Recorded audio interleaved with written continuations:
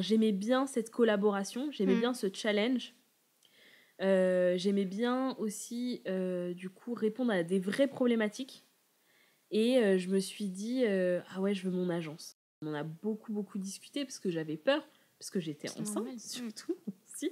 Et que, bon, voilà, on savait pas enfin, c'était notre premier enfant, donc on savait pas. Et puis, la stabilité financière, etc. Enfin, plein de questions. Il y a le retour des gens me nourrit, mais me donne encore plus de force, en fait. Et du coup, là où j'étais là, je dis ce serait bien. Je dis plus ce serait bien, en fait. On va faire. C'est on va faire, voilà. Ouais. Ça va se faire, en fait. Hello, bienvenue sur le podcast multiculturel qui va explorer les pourquoi. Avec Pourquoi t'as fait ça, je vais à la rencontre de personnes qui ont fait un choix de cœur pour façonner leur vie idéale et réaliser leurs grands rêves.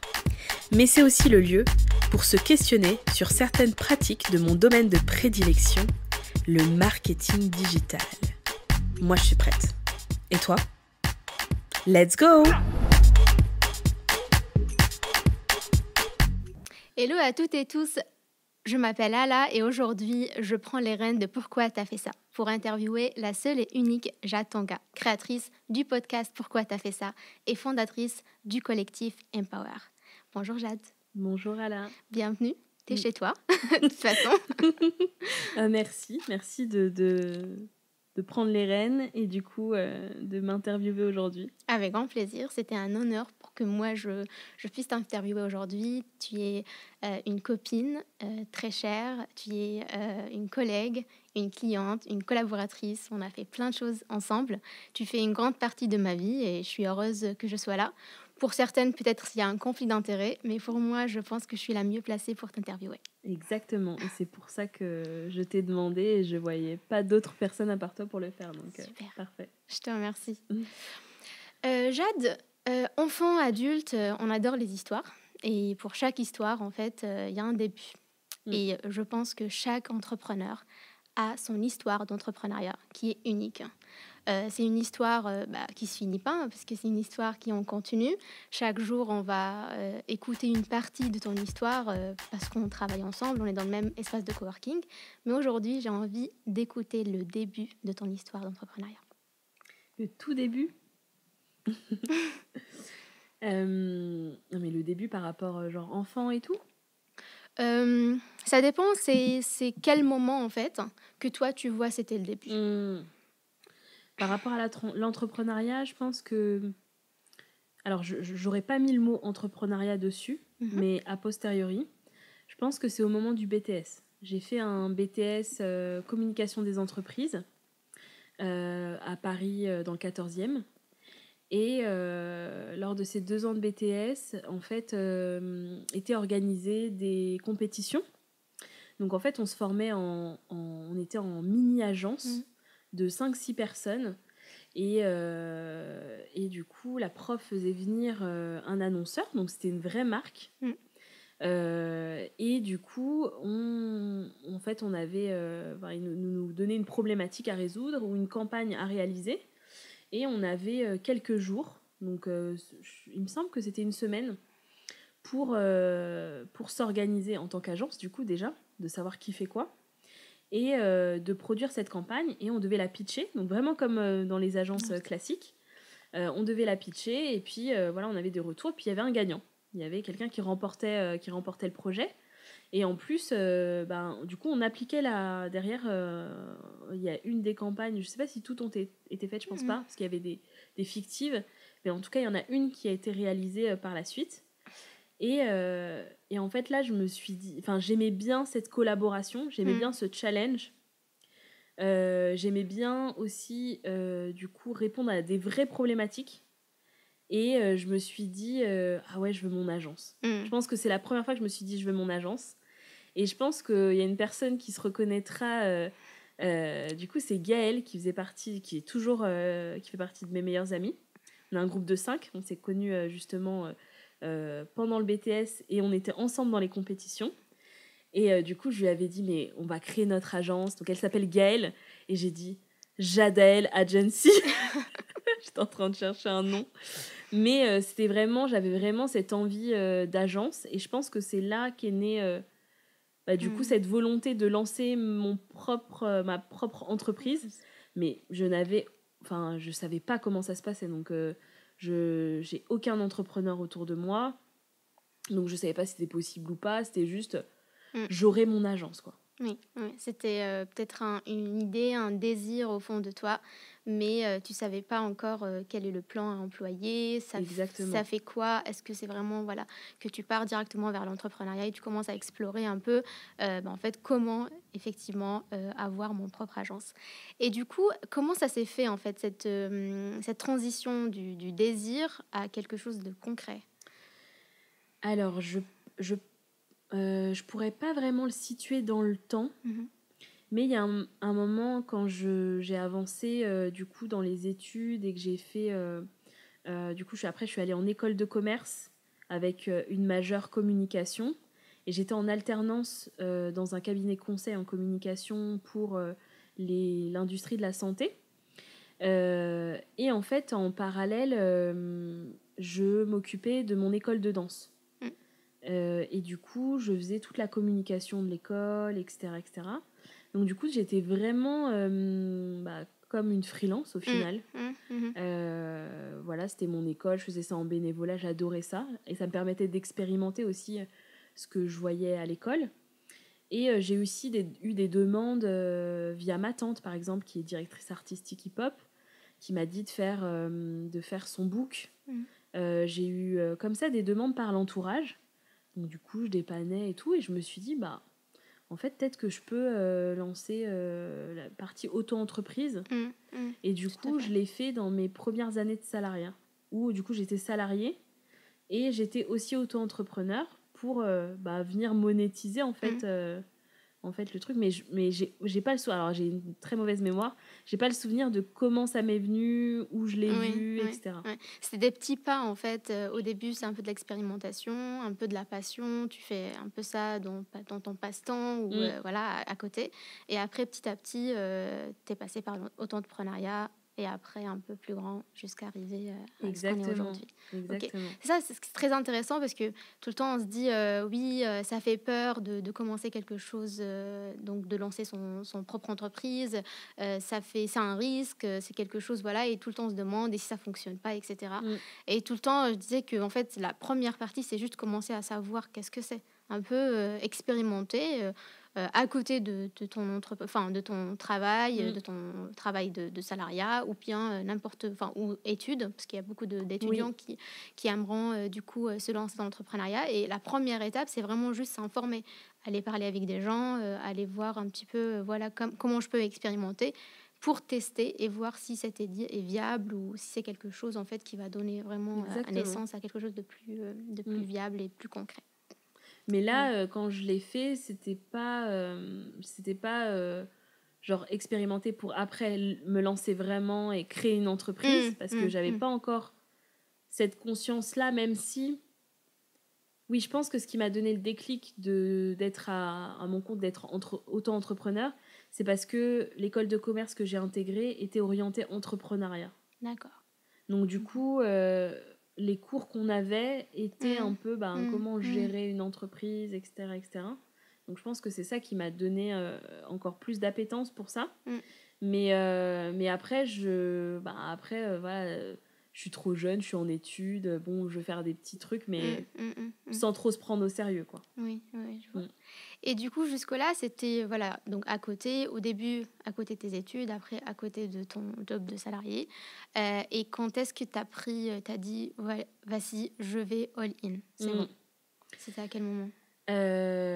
Du coup, pour en fait mes années de salariat, ça s'est pas vraiment passé comme je le voulais. Alors, j'ai eu, on va dire, j'ai eu quand même des expériences sympas. J'ai eu une manager avec qui je suis toujours en contact, avec qui je travaille, qui était exceptionnelle. Mais après, au niveau du management, dans les expériences dans lesquelles je suis passée, c'était pas trop ça. Enfin, en tout cas, moi, je me sentais pas à l'aise. Je me sentais pas à l'aise avec un management trop directif, avec une façon de parler un peu trop, où c'était vraiment top-down et du coup, pas l'impression de collaborer, de construire un truc ensemble et tout. Et du coup, je me sentais pas à l'aise du tout. J'ai l'impression que c'était un peu la bagarre un peu tout le temps, quoi. Un peu, oui, bah du coup, pour pouvoir pousser son idée, c'est compliqué. Pour pouvoir mener son projet avec du coup la manière dont on l'a appris, dont on sait comment ça se passe, etc. C'est compliqué aussi, plein de choix politiques, etc. Donc je me sentais pas vraiment à l'aise. Mais voilà, j'avançais. Voilà, je suis allée dans une start-up. Une fois que je me sentais pas vraiment bien, ben, du coup, j'ai été débauchée dans une PME. Et du coup, quand j'étais dans cette PME, qui était la dernière entreprise dans laquelle j'étais, je suis tombée enceinte, du coup, de mon premier garçon, Lenny. Et j'étais arrêtée très tôt, en fait. J'étais arrêtée très tôt et du coup, le médecin, il m'avait dit... faut arrêter de prendre la voiture, faut éviter les déplacements, etc. Et bon, c'était pas l'époque de maintenant, le télétravail, c'était pas très bien vu. Donc du coup, je pouvais pas vraiment faire de télétravail et au final, le médecin m'a arrêtée. Il m'a mis en congé pathologique et du coup, j'étais arrêtée et j'étais chez moi. Et du coup, je travaillais pas. Alors j'avais encore l'auto-entreprise, donc j'avais quelques missions quand même à mon compte, etc. Donc ça, je continue à le faire parce que je le faisais déjà à distance, donc ça ne changeait rien. Mais sinon, j'avais pas mon emploi de salarié à plein temps et du coup, j'avais énormément de temps. Et depuis le BTS, j'ai toujours enchaîné les années d'études, l'alternance. J'ai fait une césure d'1 an à Londres, mais j'ai aussi fait plein de choses, passé un diplôme d'anglais, et puis j'avais un travail, j'étais fille au père, etc. Donc du coup, tout le temps, j'ai jamais eu vraiment de pause à me poser des questions. Et là, je l'avais. Et au début, c'était un peu bizarre. Genre, on sait pas trop quoi faire, etc. Donc voilà, je regardais beaucoup de séries, je lisais des livres et tout. Je lisais beaucoup de livres sur la maternité parce que voilà, je voulais faire les choses bien. Et du coup, j'ai lu beaucoup de livres. Et puis, je me suis posé beaucoup de questions sur qu'est-ce que je veux faire vraiment, en fait. C'était vraiment une période d'introspection où j'avais du temps pour moi. Et au lieu de suivre de manière un peu folle et avec frénésie, un peu à l'image de la vie parisienne, etc., du coup, là, je prenais le temps de me dire qu'est-ce que je fais. Je me rappelle, je me promenais, parce que je devais quand même un peu bouger. Je devais pas rester statique. Je me promenais dans le bois à côté de chez moi. Et du coup, ça me faisait réfléchir à ce que j'aimais vraiment, ce que je voulais vraiment faire, etc. Et me rendre compte que là, la vie que j'avais professionnellement, ça me plaisait pas. Enfin, il n'y avait rien qui m'excitait plus que ça. C'était un peu plat. Et du coup, petit à petit, ça a cheminé comme ça. Et je commençais à dire, j'en parlais avec Ahmed, mon mari, et du coup, je lui disais, ouais, je pense que je vais partir. Et puis je me dis, est-ce que c'est pas le moment de lancer mon agence, etc., etc. Et du coup, on en a beaucoup, beaucoup discuté parce que j'avais peur, parce que j'étais enceinte, surtout aussi. Et que, voilà, on savait pas c'était notre premier enfant, donc on savait pas. Et puis, la stabilité financière, etc. Enfin, plein de questions. Et au final, en se renseignant, c'est Ahmed qui m'a vraiment poussée et il m'a dit... mais qu'est-ce que tu as à perdre en fait? Essaye, parce que si tu n'essayes pas, tu vas regretter en fait. Tout à fait. Tu vas regretter. Donc, du coup, il me dit essaye. Et en plus, si tu fais une rupture conventionnelle, tu as 2 ans de Pôle emploi, donc tu as le temps de tester, te rendre compte si ça te plaît, si ça te plaît pas. Et puis après, si finalement c'est pas ça, tu retrouves un boulot et puis c'est tout en fait. Et puis il n'y a pas de réel risque en fait. Et il me disait. Du coup, pendant les 2 ans, il y a le Pôle emploi, donc tu as quand même une rentrée d'argent. Moi, j'ai un boulot stable. Pas de quoi s'inquiéter. Et du coup, il m'a rassurée beaucoup sur ce côté-là. Et du coup, je me suis lancée. Et du coup, j'ai annoncé pendant mon congé mat que je n'allais pas retourner en entreprise. Et voilà. Et du coup, j'ai eu ma rupture conventionnelle. Mon fils est né en février. Et j'ai ouvert... alors, j'ai commencé déjà à travailler parce que du coup, le principal client que j'avais en auto-entreprise est passé sur la nouvelle entreprise. Mais officiellement, Empower est né en juillet 2018. Ok. Voilà. Super, super. Merci de nous avoir raconté tout ça. J'ai une question. Dans mon métier, j'entends à plusieurs reprises, l'introspection fait peur. Et du coup, j'ai envie de revenir un petit peu sur cette période-là. Comment tu l'as vécu? Tu l'as vécu avec une peur ou avec de l'excitation parce que tu découvres quelque chose sur toi, tu retournes, peut-être c'est un retour à soi, un retour aux choses que tu aimes bien, aux choses qui sont importantes à tes yeux. Comment tu as vécu cette partie d'introspection? J'ai le sentiment que j'étais apaisée. J'étais vraiment apaisée parce que en fait c'est... alors après je sais pas si c'est les hormones de la grossesse qui me mettaient dans un état comme ça, mais du coup non, j'étais vraiment bien et ça m'angoissait pas. Après j'avais peur de pas prendre la bonne décision. Mais ça c'était plus à la fin de l'introspection en fait, c'était plus à la fin. Mais sinon j'étais plutôt apaisée, ça me faisait du bien de me poser sur ce que je voulais vraiment en fait et avoir cette fenêtre qui s'ouvre sur une vie sur mesure, sur un truc qui me plaît. Et du coup ça je me disais ah ouais mais c'est peut-être possible en fait, c'est peut-être possible. Et du coup ça franchement c'est une période que j'ai bien vécue parce que voilà j'étais voilà, je faisais... Enfin, j'avais du temps, en fait. J'avais du temps. Et c'est vrai, quand on court partout, des fois, on dit « Ah, on n'a jamais le temps, on n'a jamais le temps. » C'est vrai, on oublie. Il y a la distraction de vie, en fait, qui te... Voilà. Après, là, tu avais le temps et du coup, tu étais un peu mise en face, en fait, de tes peurs ou de des choses qui ruminaient un petit peu, qui te fracassaient l'esprit. Du coup, voilà, c'était... Et du coup, ça m'a donné le temps aussi de... Parce que j'avais, bien sûr, le syndrome de l'imposteur en me disant attends, t'as fait 2 entreprises, t'étais salarié dans 2 entreprises et puis ça y est, 2 expériences et tu te lances dans l'entrepreneuriat, tu veux créer ta propre entreprise. Donc j'avais ça qui résonnait un peu en disant voilà, t'as 30 ans, tu vas lancer une entreprise à 30 ans, t'as pas assez d'expérience et tout. Et puis au final, avec tout ce que je faisais en entreprise et à côté pour des clients que je connaissais pas ou pour mon entourage, je me disais je sais quand même faire des trucs quoi. Donc voilà, je peux tester et puis on verra. Si je vois que finalement ça va pas, tant pis. Mais puis je suis quelqu'un d'action, tu sais. C'est ça, ouais. Ouais, je suis quelqu'un qui... je passe à l'action je vais passer à l'action rapidement. C'est très bien. Et du coup, quel est ton conseil pour les personnes peut-être qui nous écoutent et qui ont envie de lancer leur propre entreprise, mais ils disent peut-être c'est pas la bonne décision, comme tu te dis à la fin. C'est quoi le truc qui t'a donné un déclic pour dire c'est pas grave, je vais tester quand même? Déjà, moi, je dirais que il faut pas forcément se dire on quitte notre job du jour au lendemain, mais essayer des choses en parallèle. Parce que moi, c'est ça qui m'a rassurée au final.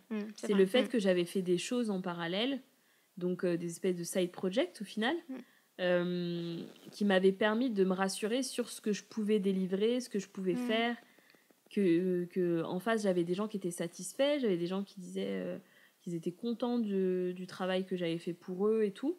Et je pense que c'est en me remémorant ces différentes expériences, qui étaient des expériences d'entrepreneuriat, que je me suis dit, c'est possible en fait, c'est possible, ça peut le faire quoi. Donc ouais, tester à côté. Avant, tester à côté. Ok, super, génial. Et du coup, là, en fait, j'ai envie de parler un petit peu sur la possibilité, tu vois, parce que tu dis que finalement, non, c'est possible. Est-ce qu'il y avait une époque ou des périodes où tu dis, en fait, mon rêve, il est très lointain, c'est pas possible parce que peut-être j'ai pas d'exemple, des gens qui ont créé leur agence à 30 ans ou tu as quelqu'un qui te représente, en fait, où tu vois comme une personne qui te donne... l'espoir que oui, ça fonctionne parce que moi je l'ai fait de toute façon, donc et toi tu peux le faire. Oui, c'est vrai que j'avais pas ça du tout, Et du coup, autour de moi, les personnes n'étaient pas rassurées. À part Ahmed.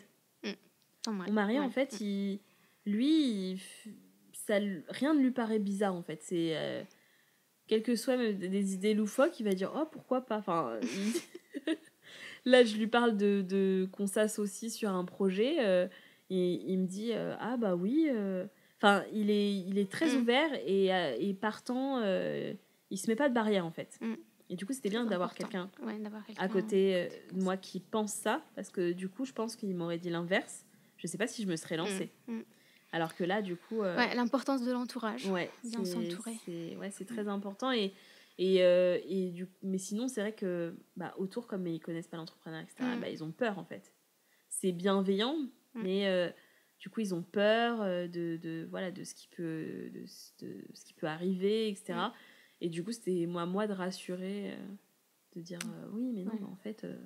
j'ai le Pôle emploi pendant 2 ans, sinon après je postule, si ça va vraiment pas, je vais pas me laisser sous les ponts, je vais travailler s'il y a besoin de travailler. Donc du coup, c'est vrai que j'avais pas forcément de modèle. Et en plus, à cette époque, voilà, j'écoutais pas plein de podcasts sur l'entrepreneuriat, j'étais un peu loin de ce milieu. Non. Donc c'était plus la vision que moi j'en avais faite de ce que je voulais faire et comment j'imaginais en fait ce métier. Et aussi ta vie, parce que j'imagine, du moment où on est entrepreneur, un peu nos vies perso et pro deviennent travailler un peu ensemble. Enfin, on travaille pour notre vie. Ça a beaucoup joué. Et c'est pour ça que c'est arrivé au moment où j'étais enceinte. Parce que je me suis dit... En fait, je me suis projetée. Je me suis dit, bon, là, le bébé, il va arriver. Tu vas rester 3 mois. Après 3 mois, tu vas le mettre à la crèche. Tu vas retourner au boulot. Tu vas faire, du coup, 9h, 18h. Après, il faut compter les temps de trajet. Donc, j'avais 1 heure de trajet aller, 1 heure de trajet retour. Du coup, tu vas le voir juste le soir, etc. Et en fait, je me suis dit, est-ce que tu as vraiment envie de ça, en fait? Parce que les premières années, là, je vais pas... S'il y a une alternative pour que je profite de mon fils... Surtout les premières années. Voilà. Du coup, je me dis, autant que je le fasse, quoi. Et bon, après... J'étais dans les désillusions de... Genre, j'ai jamais été maman, donc du coup, j'ai cru que je pouvais travailler avec mon enfant, que machin. Donc, j'avais idéalisé un peu le truc. Mais heureusement, parce que sinon, peut-être que je me serais pas... Si j'avais la réalité dans la tête, peut-être que je me serais pas lancée. Et du coup, j'avais idéalisé un peu le truc. Je vais travailler avec lui, donc je vais être beaucoup avec lui, etc. Et je pense que ça a joué aussi dans ma décision, même si le projet que j'avais n'était pas aussi abouti que maintenant. Et du coup, c'était un peu flou, mais le fait, rien que de me dire que je vais pouvoir rester autant de temps que je veux avec mon enfant, voilà. C'est vrai.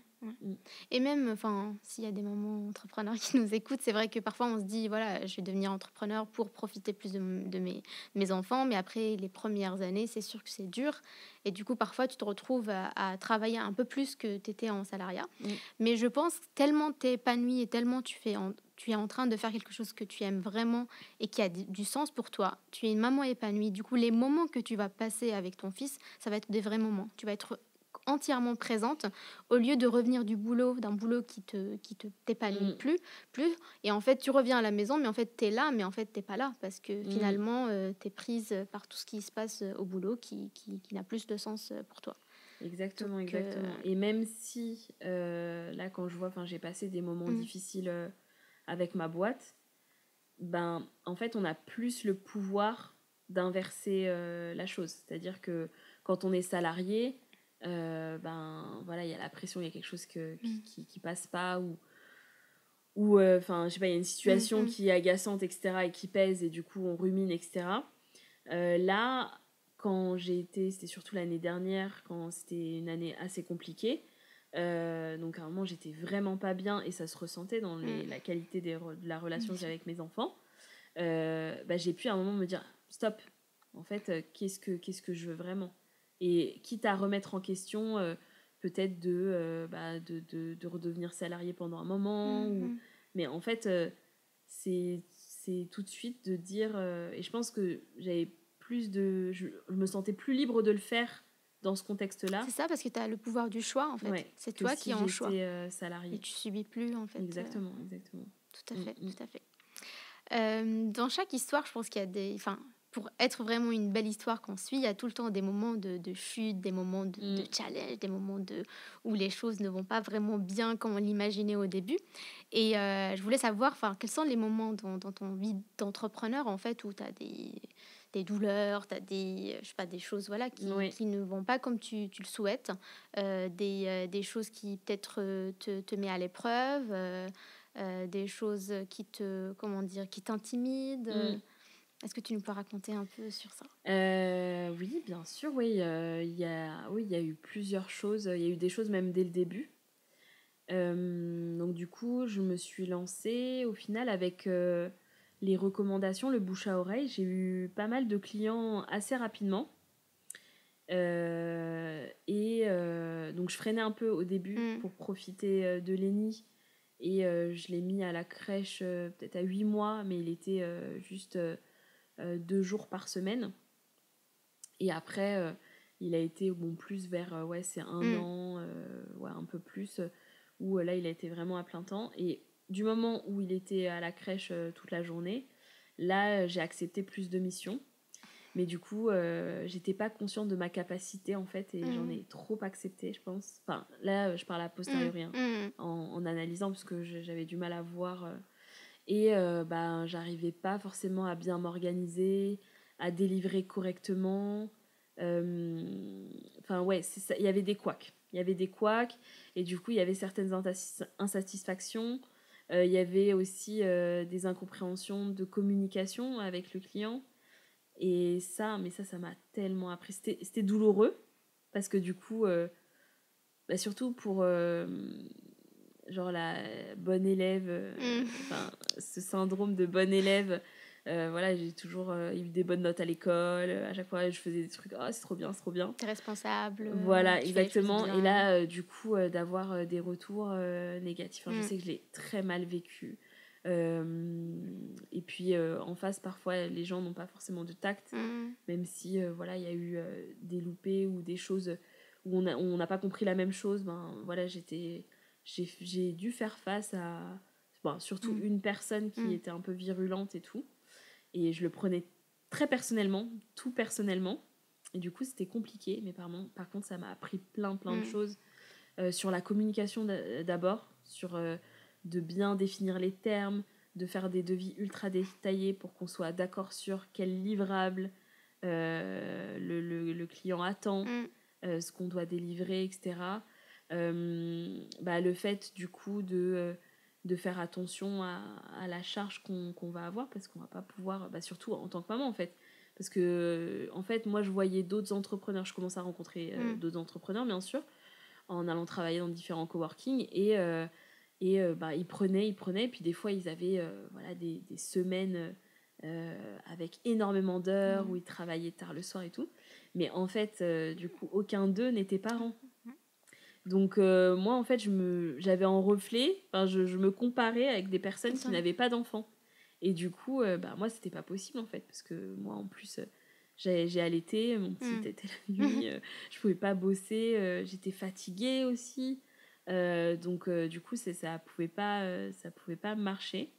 Donc plus prendre en compte aussi mes contraintes personnelles, et ne pas me comparer aux autres. Exactement, entrepreneurs. parce que chacun a sa propre histoire et chacun a son propre style de vie.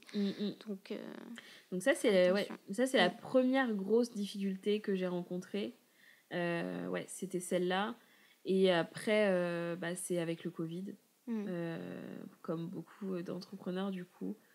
Mais là ça m'a un peu surprise en fait, parce que je me disais marketing digital on en aura toujours besoin, même en période de Covid, c'est pas comme un commerce, etc. Donc tranquille. Et en fait c'est là que je me suis rendu compte que la prospection que je faisais moi, inconsciente, c'était parce que je me déplaçais beaucoup sur Paris, sur les événements. J'allais à la rencontre aussi des clients, et le fait d'être dans leurs locaux, il y avait une relation différente, du coup il y avait une recommandation plus facile, Mais bon, c'est vrai que c'est surtout les événements, les rencontres avec des potentiels clients ou avec du coup des freelances avec qui je travaillais, qui m'ouvrent des opportunités pour certaines entreprises, etc. Et là, il n'y avait plus tout ça. Et du coup, j'ai vu direct que j'avais beaucoup moins de clients. Et du coup, j'avais pas vraiment de relais. J'avais pas... Et c'est vraiment le cordonnier mal chaussé, hein, parce que du coup, j'avais pas pris le temps de faire ma propre communication, mon propre tunnel de vente, etc. etc. Parce que de toute façon, je savais que j'allais pas pouvoir prendre plus de clients que ce que me rapportait la recommandation. Donc du coup, je me suis dit, bah voilà, je vais pas prendre du temps sur ça, alors que de toute façon, je pourrais pas accepter les gens. Et puis du coup, là, j'ai dû mettre en place d'autres stratégies, appliquer les stratégies que je fais chez les clients à ma propre entreprise. Donc pareil, là, c'est sûr que j'ai appris beaucoup. Et puis, j'ai appris aussi sur la gestion, sur la finance, des choses que j'avais pas forcément vues au début. Et puis, c'était le moment où je suis devenue salariée de ma boîte. Parce qu'il y a ça où tout est venu en fait un peu en même temps. Et je suis devenue salariée de ma boîte, plus de Pôle emploi. Ah bah du coup là c'est une autre histoire, hein, quand il y a plus les indemnités Pôle emploi qui tombent et que les mois en fait ils étaient fluctuants. Des fois j'avais des bons mois, des fois j'avais des mois où j'avais presque rien. Et du coup j'avais pas forcément anticipé ça. Et c'est vrai que je me dis, avec les 2 ans de Pôle emploi, j'aurais pu m'organiser pour mettre de côté, etc. Mais ça, c'est des choses que tu peux prévoir, de toute façon. Franchement, j'avais pas ça en tête du tout, je savais pas. Et j'étais pas forcément accompagnée sur ce volet-là. Donc, j'ai pas, même moi, je suis pas allée chercher de l'aide sur ça. J'avais pas conscience, en fait, du truc. Donc, du coup, j'ai dû faire, quand ça arrivait. Ok. Très bien. Il y a une autre question qui me vient. En fait, tu as parlé de management directif, que tu avais du mal avec ce type de management quand tu étais salarié. Et du coup, aujourd'hui, comment ça t'a impacté, en fait, comment toi, maintenant, tu manages, en fait, dans ton entreprise? Merci pour cette question, parce que c'est vrai qu'en off, on n'avait pas trop pensé à ce sujet, mais il est super important. Parce que je me mets énormément de pression par rapport à ça. Parce que moi, j'ai eu des expériences, on va dire 80% de mes expériences avec mon manager, c'était pas top. Je les ai pas trop bien vécues. Et du coup, moi, direct, je me suis dit, non, mais moi, je vais être la manager cool, quoi. Genre, on va kiffer bosser avec moi, etc. Et puis, c'est pas si simple. C'est pas si simple parce que... mes premiers salariés, c'est des alternants, donc c'est des étudiants. Donc, du coup, ils sont jeunes. C'est parfois leur première expérience ou dans leurs premières expériences. Et en fait, ils ont besoin d'encadrement. Et moi, j'étais un peu partie en fait, de ma personnalité à moi, qui est une personnalité très autonome. Moi, je prenais les rênes et j'avais envie qu'on me laisse en fait de l'espace pour ça, pour exprimer ta créativité, tes idées. Sauf qu'en fait, ça, c'est ma personnalité. Moi, j'ai dans ma tête, c'était tout le monde veut ça en fait, mais non. Et du coup, y a des personnes qui ont besoin de cet encadrement, sinon ils n'arrivent pas, ils se sentent pas bien, ils stressent. Et du coup, j'ai appris en marchant sur le management, parce que du coup, j'avais pas du tout de formation. Bon, après, comme la plupart des managers en entreprise, hein, tu me diras, mais j'avais pas de formation. J'ai lu des choses, j'ai demandé aussi, même chez mes clients, etc. Enfin, je posais pas mal de questions au cowork aussi. Et du coup, j'essayais de faire au mieux. Mais je me mets quand même beaucoup de pression, j'essaye de voir, je me remets beaucoup en question tout le temps. Et puis il y avait ce truc aussi de prendre sa place en fait de chef d'entreprise, parce que quand on est tout seul, au final c'est très simple puisqu'on est seul, donc du coup on est chef d'entreprise et puis voilà. Et puis après quand on commence à avoir une équipe, et ça a commencé déjà un peu quand je collaborais avec les freelances, parce que c'est un peu aussi une relation aussi, d'encadrement. Et du coup, là, quand il y a quelqu'un, et surtout il y a quelqu'un quasiment à plein temps, etc., comment se positionner vraiment chef d'entreprise? Parce que moi, j'avais ce truc je voulais de la proximité. Je voulais comme les valeurs d'Empower, en fait. Je voulais du partage, que voilà, eux vont m'apprendre aussi des choses, de par, surtout avec le marketing digital et les réseaux sociaux, de par leur propre utilisation, etc., de ce qu'ils apprennent à l'école. Donc eux vont m'apprendre des choses, moi je vais leur apprendre des choses, c'est un échange. Et puis un peu management à l'horizontale, et puis tout va aller. Mais en fait, non, il faut quand même garder une certaine distance, avoir sa posture de chef d'entreprise, ne pas tout dire aussi. Du coup, quand ça allait mal, essayer d'être transparent, mais de pas venir angoisser les salariés parce que voilà, c'est pas leur boîte. Oui. Donc ça aussi, j'avais du mal à jauger quand je pouvais parler, quand je pouvais pas parler, etc. Et du coup, c'est un sujet in progress. Hein. C'est ça, de toute façon, voilà. trouver l'équilibre, je pense, c'est la chose la plus difficile, en fait. Être complètement directif et complètement dictateur, c'est très facile à faire, en fait, voilà. Et puis être entièrement cool, c'est aussi facile à faire. Voilà. Après, tenir le milieu, être en même temps de proximité, en même temps distant pour garder la bonne posture, ça, c'est un travail à faire et c'est un travail énorme à faire. Exactement, donc, mais voilà, ça va payer après. J'essaie d'être à l'écoute en tout cas. Et puis en plus, c'est un peu contre ma nature, dans le sens où moi je suis une fonceuse. C'est-à-dire que tac, on a une stratégie, bam, on y va, qui même me suivent quoi. Et du coup, si t'as du mal à me suivre, etc., c'est pas naturel chez moi de revenir en arrière, de ralentir, alors que moi je sais que je peux y aller. Pour voir comment va la personne, etc. Donc c'est pas douloureux de le faire, mais je sais que comme c'est pas naturel, du coup faut que je me mette un espèce de cadre pour toujours garder cette bienveillance là en fait, et pas juste partir et puis eux ils se débrouillent tout à fait. pour suivre. Et après on apprend, quand on est entrepreneur, on est en apprentissage tout le temps, et c'est des choses qui sont chouettes parce que tu apprends tout le temps, et comme tu as dit, c'est des choses qui sont contre ta nature, mais en fait tu apprends à l'être. Donc c'est tout à fait bénéfique, où ça te montre aussi que tout est possible, et n'importe quelle compétence, ce soit émotionnelle ou technique, je peux l'apprendre. Exactement. Super. Et du coup là, donc Empower a été créé en juillet 2018. En étant agence, parce que tu m'as parlé de ton rêve de vouloir du coup avoir ton propre agence. Comment ça a avancé? Parce qu'aujourd'hui, je pense que moi j'appelle collectif, j'appelle plus agence. Et du coup, est-ce que tu peux raconter un petit peu cette évolution? C'était déjà, quand je l'ai créé, c'était déjà dans ma tête. Je mettais le mot agence parce que ça parlait plus aux clients, etc.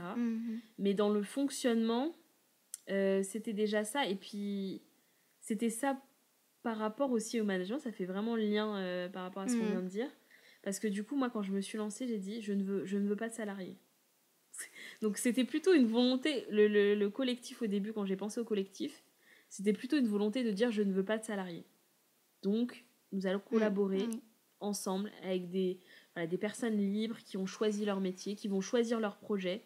C'est-à-dire que je vais proposer un projet et la personne va pouvoir dire non, dire oui, etc. Alors que quand tu es en agence, quand tu es salarié, on a signé un client, tu travailles sur ce sujet-là, et puis tu n'as pas vraiment ton mot à dire, c'est pas toi qui vas choisir le projet. Et du coup, je me suis dit, en travaillant comme ça en mode collectif, donc j'avais peut-être pas le nom, peut-être si, j'avais quand même ce truc collectif, mais je l'ai pas mis en avant en tout cas, mais parce que c'était un peu égoïste en vrai, la raison du départ, parce que je me dis non, je veux pas de salariés, parce que je veux pas imposer des choses aux gens en fait. Je le voyais vraiment comme ça parce que j'étais biaisée par les expériences que j'avais eues en fait. Et du coup, je me suis dit on va faire un collectif et on va juste collaborer ensemble, etc. Après, je suis pas allée plus loin, hein. J'ai pas travaillé un peu comment ça allait se formaliser et tout. Ça, c'est un travail que je fais aujourd'hui, mais j'avais juste dit je veux pas de salariés, donc voilà. Et j'ai changé d'avis.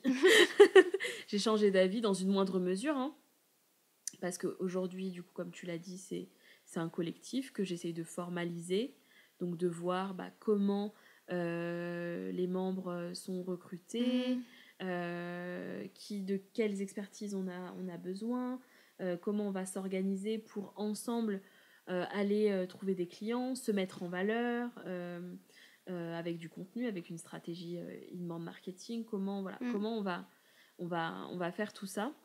Et ça, ce déclic, je l'ai eu quand je me suis fait coacher. Parce que au final, quand je me suis fait coacher, ma coach m'a dit en fait, une entreprise, si elle n'est pas à ton service, tu vas en être prisonnière en fait. Et une entreprise, c'est une entreprise qui fonctionne sans toi. Et du coup, dans le modèle que moi j'avais, c'était plutôt solopreneur en fait. Alors après, ça aurait pu fonctionner, mais comme j'avais déjà la vision d'un projet plus grand, du coup, je me suis dit, ça va peut-être coincer. Je vais pas pouvoir être solopreneur et pouvoir développer les autres projets que j'ai en tête. Et c'est là que je me suis dit, je peux peut-être trouver un juste milieu et avoir en fait des chefs de projet en interne et pouvoir collaborer et des fonctions support. Mais du coup, oui, là, j'ai changé un peu d'avis sur le fait d'avoir des salariés. Et aussi parce que d'une, elle m'a parlé qu'on pouvait manager avec bienveillance, en fait. Bien sûr. Manager, c'était pas forcément quelque chose de négatif. Et que c'était aussi d'essayer de transmettre et d'entraîner une personne à développer son potentiel et à créer la carrière qu'elle veut créer. Et donc, du coup, c'est vrai que ça m'a plu, ça a changé la perspective. Et pour moi, là, je me projetais plus dans ça. Donc du coup, oui, là, ça a évolué. Et c'est comme ça que c'est toujours un projet de collectif. Mais il y a quand même une partie salariée de toute façon pour faire gérer, tourner un petit peu. Tourner et puis être dans la croissance aussi, etc. Quand on parle d'Empower, j'aimerais savoir la signification du nom de ta boîte. Oui. Empower. Donc, ça vient du mot power, donner du pouvoir. Empowerment, prendre le pouvoir, etc. Ouais. Exactement. Du coup, en fait, j'ai brainstormé. J'ai eu au début, je voulais avoir quelque chose de complètement différent. Je me suis dit, je vais prendre un nom complètement différent. Et du coup, j'avais eu l'idée de dire Pancake Communication. Donc, voilà. C'est cool, c'est mignon. En me disant, oui, comme ça n'a rien à voir. Et puis après, je vais pouvoir faire des liens entre... je pensais plutôt branding, etc. Mais ça m'a pas non plus fait vibrer plus que ça. Et en fait, c'est quand je me suis posée sur les valeurs et la mission que je voulais, qu'est-ce que je voulais vraiment de cette boîte. Et ça, c'était vraiment très tôt parce que du coup, juillet 2018, ça s'appelait Empower. J'ai déposé avec ce nom-là. Et en fait, je me suis dit, là, la création de cette boîte, moi, ça me permet de prendre le pouvoir sur ma vie. Parce qu'avant, je me suis dit, je suivais le mouvement. J'avais l'impression c'était vraiment ça en fait. C'est vraiment cette sensation de suivre le mouvement. Je suis le mouvement, pour faire des études. École de commerce, on a dit que c'était bien. Ah, je vais en école de commerce. Et puis après, il faut être salarié. Et puis voilà. Donc, je suivais le mouvement. Et là, tac, je prends le pouvoir et c'est moi qui décide. Donc, du coup, c'était ça. C'était aussi le fait de travailler avec d'autres freelances. C'est que les freelances puissent aussi, comme moi je l'ai fait, prendre le pouvoir sur leur vie.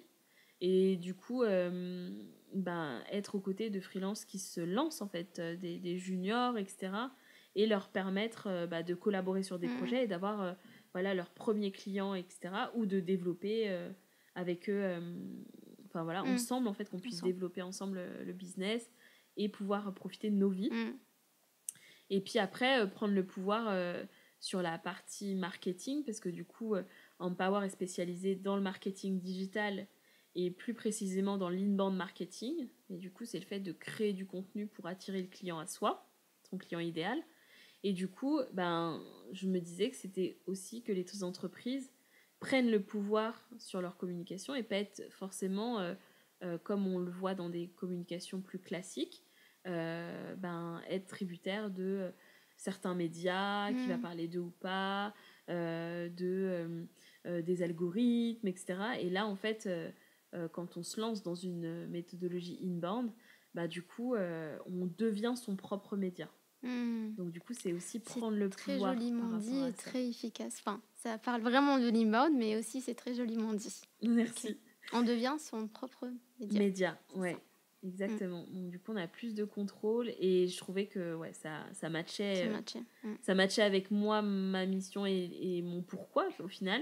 Et puis avec aussi ce que je voulais offrir à mes clients et à mes partenaires que sont les freelances. Ok, super. De toute façon, c'est très beau comme on va dire nom de boîte, mais aussi la signification est encore plus belle. J'ai commencé notre discussion, notre conversation avec l'histoire. Et on se dit que voilà, donc comme Empower est toujours là, alors il continue à grandir. Du coup, l'histoire est en cours. Mais est-ce que tu peux nous raconter, peut-être, imaginons que ça, c'est un film et on veut voir la destination, on veut voir la fin. Genre le plus gros Empower dans son plus gros jour, dans son plus gros habillement. Je sais pas comment l'expliquer. Mais un truc, voilà, c'est le summum, le top. Ouais. Bah, j'ai eu, en fait, dès les débuts, moi, j'avais envie d'avoir un lieu physique. Et petit à petit, en fait, j'ai nourri cette idée, mais un peu en secret, parce que avoir un lieu physique, ça me paraissait quand même un truc un peu inatteignable, mais je me suis dit... Même quand j'ai commencé le coaching, je me suis dit, ouais, à 10 ans, à 15 ans. Et puis, en fait, tous les ans, je disais, dans mon plan, c'était dans 10 ans. En fait, ça ne se rapprochait jamais. Ouais, parce que ça me faisait peur. Et du coup, je voulais, en fait, un espace de créativité. Un espace de créativité où, en fait, on peut retrouver des studios photos, des studios vidéo, des studios pour faire, du coup, son podcast. Au-delà d'avoir les studios, donc il y a le matériel qui est fourni et il y a surtout une personne en fait comme un espèce de mentor qui va venir encadrer cette séance d'enregistrement, cette séance photo, etc.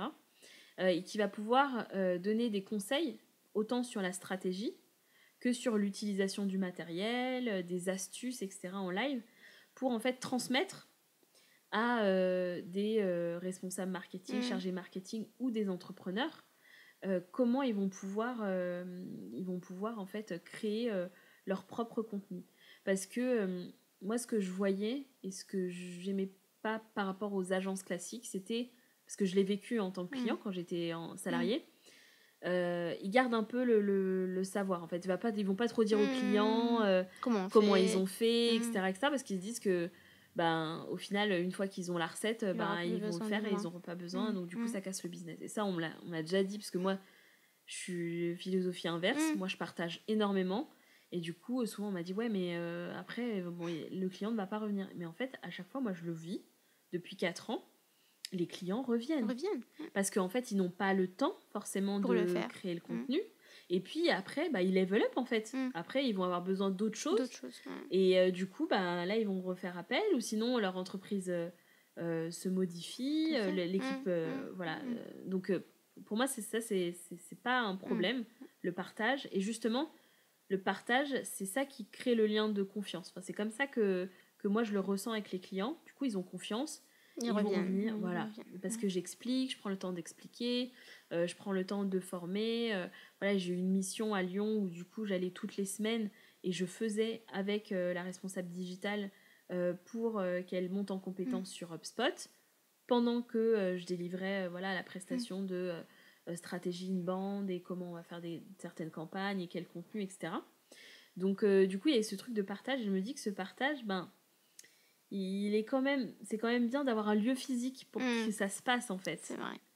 Et ça permettait aussi de mettre en avant les freelances du collectif et du coup de leur permettre d'avoir des opportunités business comme ça en se disant ils donnent un peu de leur temps, enfin ils sont rémunérés bien sûr, ils prennent du coup des heures dédiées au studio.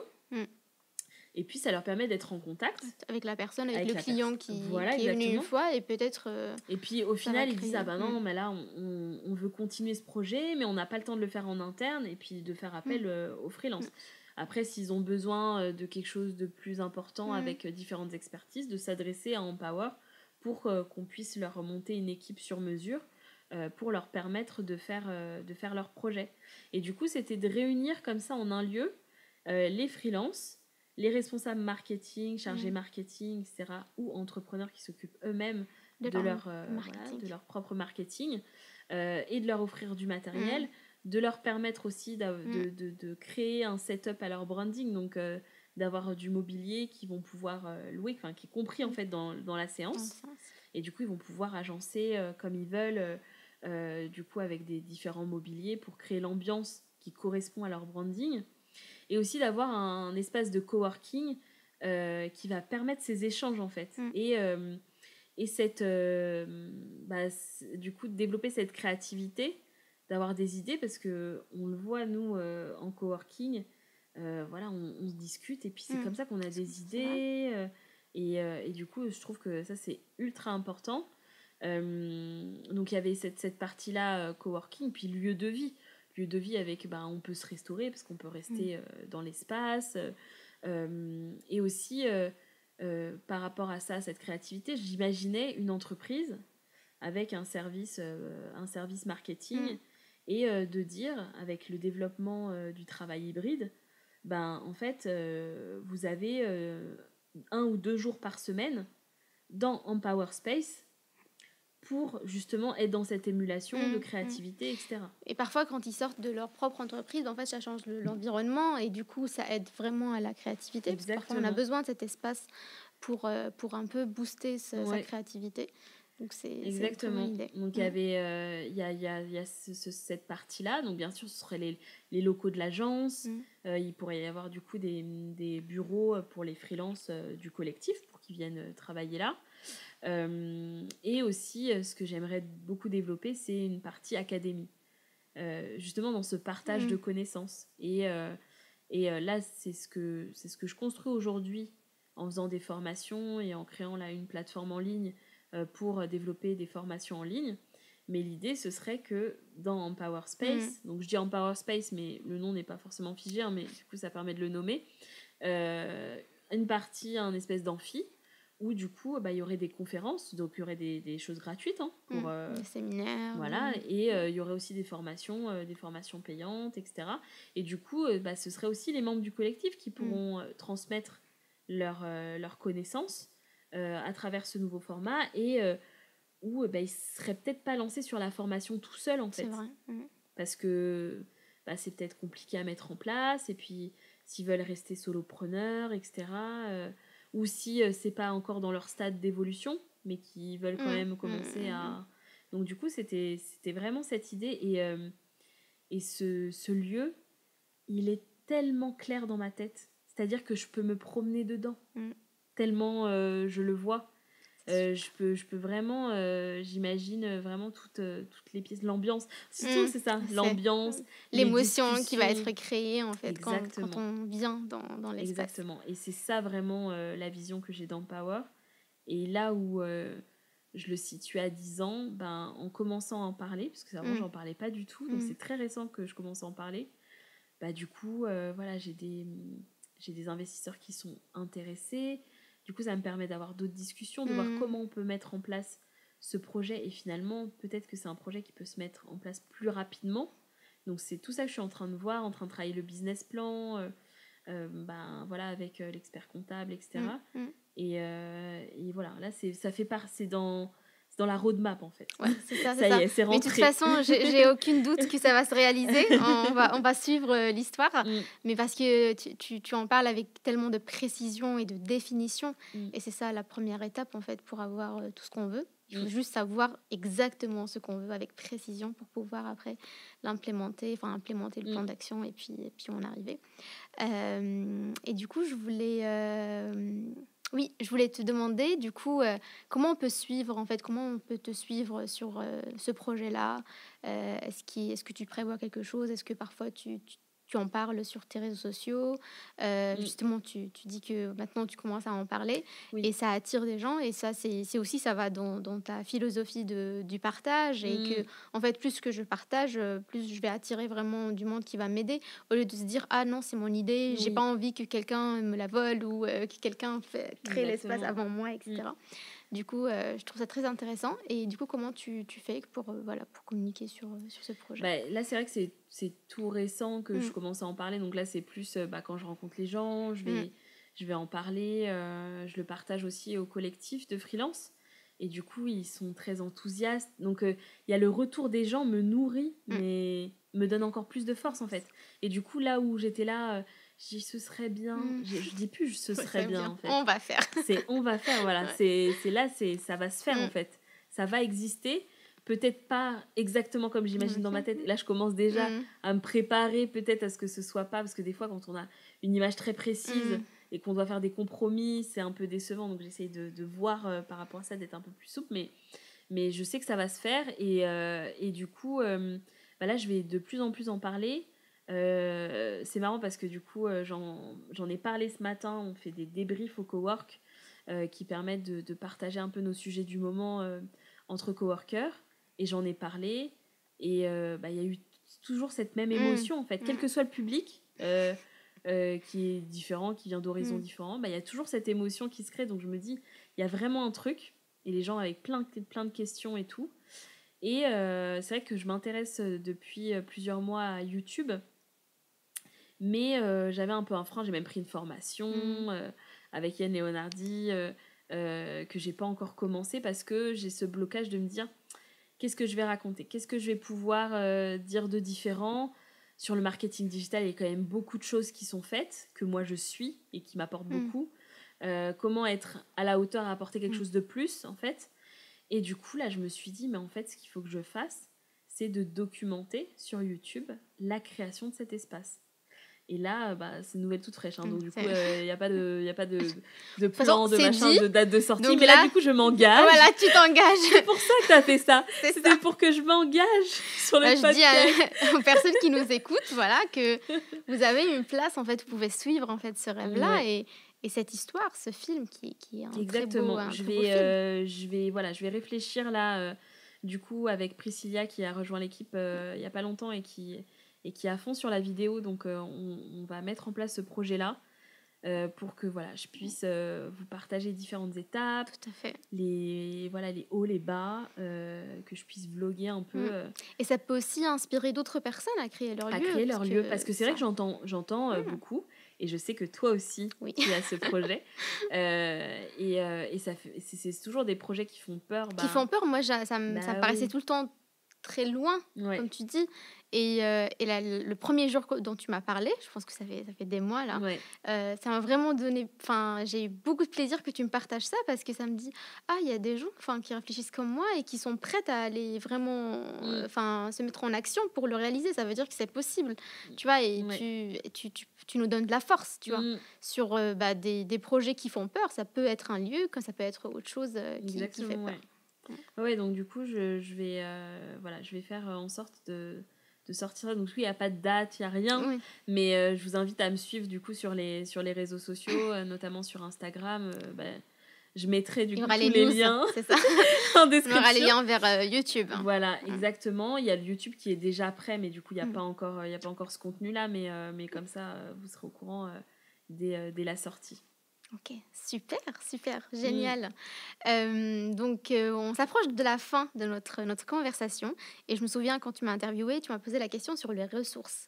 Donc, quelles sont les ressources que toi, tu consommes, que tu as déjà consommées, qui t'ont aidé dans ton chemin entrepreneurial, que ce soit sur la partie cheminement personnel, introspection, ou des choses qui sont plus techniques, plus vraiment action entrepreneuriat.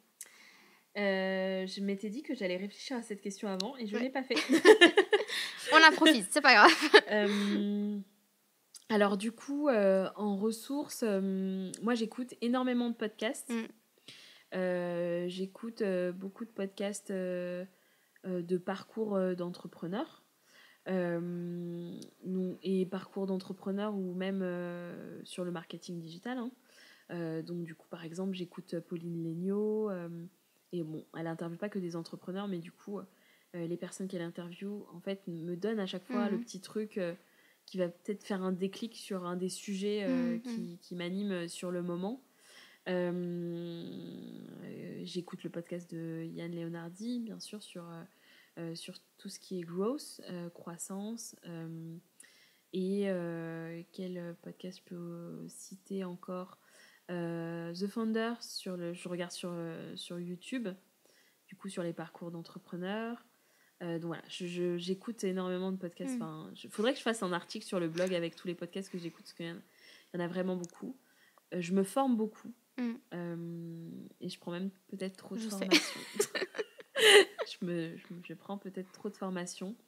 C'est la dernière qui m'a vraiment aidée, que j'ai pas encore fini. C'est celle qu'on a faite ensemble de Marie Forleo sur le temps. Sur le temps, oui. Sur le temps, parce que c'est vraiment... c'est le challenge, de toute façon c'est le challenge de tous les entrepreneurs. Hein. C'est ça, question de temps. Et du coup, sa formation, c'est une pépite, franchement, c'est une pépite. Elle est ultra concrète, elle accompagne super bien, elle m'a fait déjà évoluer sur plein de choses. Et en fait, des fois, c'était des choses que j'avais déjà lues dans des bouquins ou que j'avais déjà entendues. Mais du coup, elle a cette manière... de te faire passer à l'action. Voilà. Je pense que c'est cette partie, en fait, parce que, tu vois, on dit qu'il y a une étape à franchir entre la théorie, où là, tu apprends, et à vraiment intégrer ou à implémenter, en fait, la théorie que tu as apprise dans la vraie vie. C'est ce qu'on appelle en éducation praxis. Donc, j'utilise trop le mot praxis dans mes fiches de travail, si tu as déjà vu, praxis. Et c'est vraiment ça, parce que c'est vraiment, pour moi, c'est très important, parce qu'on peut lire plein de bouquins, on peut suivre plein de formations, mais si on ne passe pas vers l'action, ou si on n'a pas un pont qui nous aide pour aller vraiment implémenter dans notre vie, en fait, finalement, le truc, il est un peu coupé. C'est ça. Enfin, ça ne veut pas dire que la théorie n'est pas importante, elle est hyper importante, mais elle n'est pas complète, ou elle ne va pas nous servir entièrement si on ne passe pas à l'action, on applique réellement les enseignements qu'on a appris. Et c'est vrai que la manière dont Marie Forleo le met en pratique, en fait, je vois ça, j'ai pas vu ça vraiment dans les autres formations, c'est pas pareil. Et du coup, ça m'a vraiment aidée. Et puis après, moi, j'aime beaucoup les biographies, En fait, c'est là où j'arrive à voir un peu un miroir et à me projeter. Donc voilà, le parcours de Michelle Obama, j'adore. J'ai pas encore lu le livre de Viola Davis, mais ses interviews, donc du coup, je vais regarder les interviews, etc. Et son parcours aussi, en fait, il vient casser toutes les barrières qu'on peut se mettre quand on est entrepreneur, et que des fois, on n'avance pas, ou on a peur, etc.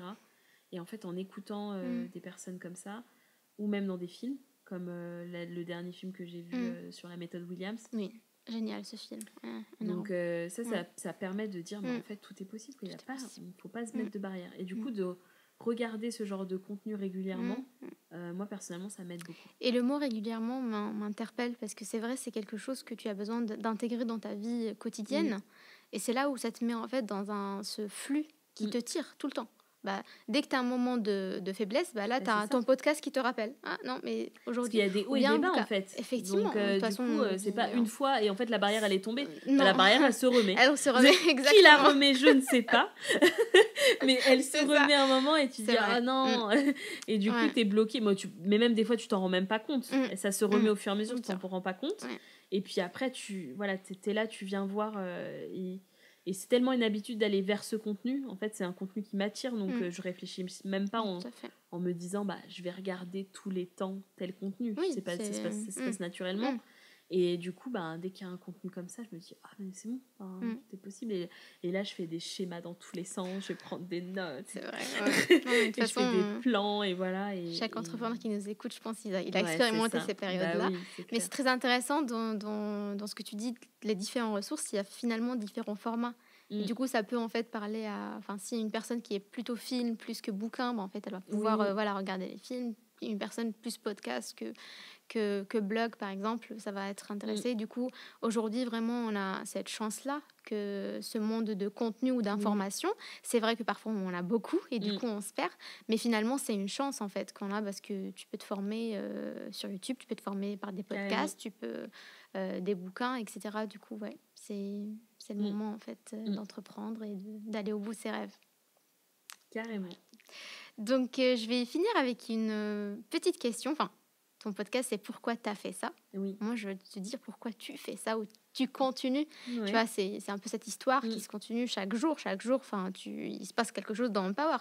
Donc, pourquoi tu continues à faire et qu'est-ce qui te donne ce drive-là où quand tu as des moments de down, tu te dis non, mais en fait, il y a la vision, il y a un why qui est très, très fort, qui va me pousser, qui va m'aider en fait à continuer jusqu'à la fin et à ne pas s'arrêter de toute façon. Ouais. Ça va être une histoire...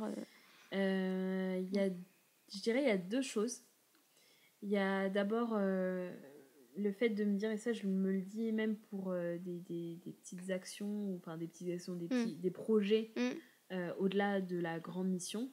Je fais, si je peux aider une personne, ben je le fais en fait. Parce que en fait c'est le truc où avant quand j'entendais dire oui je vais impacter le monde et tout, je qui on est pour impacter le monde en fait. Et là je comprends plus la signification, parce qu'en fait chacun à notre niveau on peut venir impacter le monde en fait, parce que on vient impacter peut-être une personne qui derrière va impacter d'autres personnes, etc. Et du coup ça c'est ce que je me répète souvent quand j'ai peur.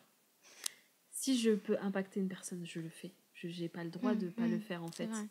Donc ça me drive énormément. Et du coup le fait aussi, par exemple quand je parle de l'espace, de voir mais oui moi je vois un lieu comme ça, j'attends ton lieu, enfin genre j'ai des phrases comme ça du coup régulièrement, et là ça me dit non mais en fait les gens m'attendent. Donc je ne peux pas arrêter parce que du coup ils attendent, je vais pas les décevoir. Donc voilà. Et puis l'autre chose c'est créer un environnement pour mes enfants, pour ma famille. Et enfin, voilà, on en même temps de la vision de l'entreprise de l'espace.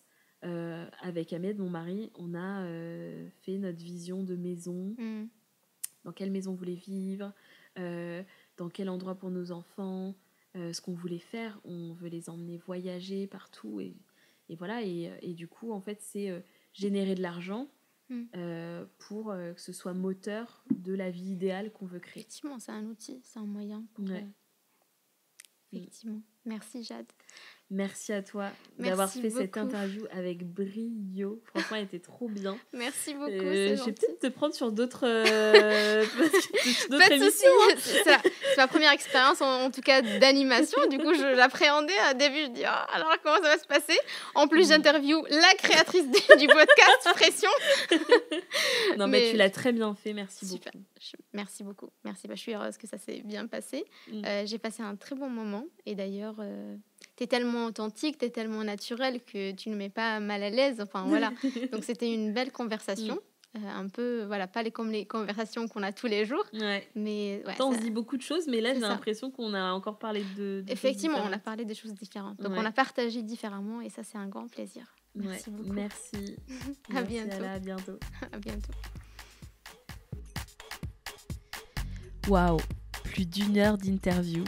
C'était une expérience, une super expérience, une opportunité que finalement je me suis moi-même créée.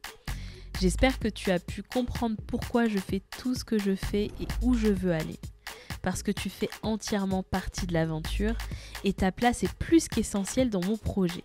Alors j'en profite pour te remercier. Remercier mon entourage, mon mari, mes amis, mes collègues, mes clients et mes partenaires. On a encore 1000 choses à partager. Si tu as aimé cet épisode, abonne-toi vite pour être averti de la sortie des prochains. Je t'invite chaleureusement à nous laisser une note de 5 dans les avis Apple Podcast et Spotify. Tu nous aideras à faire connaître le podcast et peut-être, qui sait, à changer la vie ne serait-ce que d'une personne. À bientôt.